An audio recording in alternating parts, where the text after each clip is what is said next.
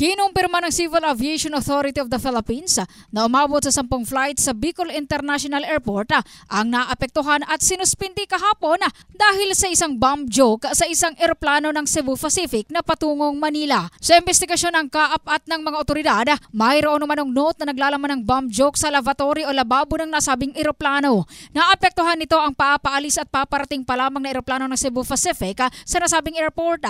Dahil dito, isa-isang pinababa at ininspeksyon ang mga pasahero ng Aviation Security Kanina Bomb Disposal Units at ng PNP Aviation Security Group ang lahat ng mga bagahe at hand carry items.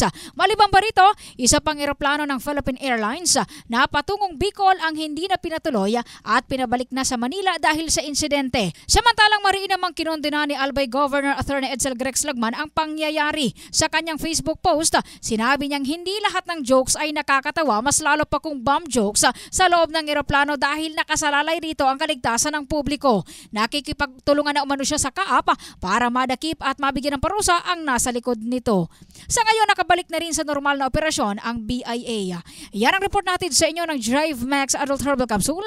Lalaking laging umaangat. Ito si Brigada Julie Rodriguez Belen in the heart of changing lives ng Brigada News FM Philippines, the Music and News Authority.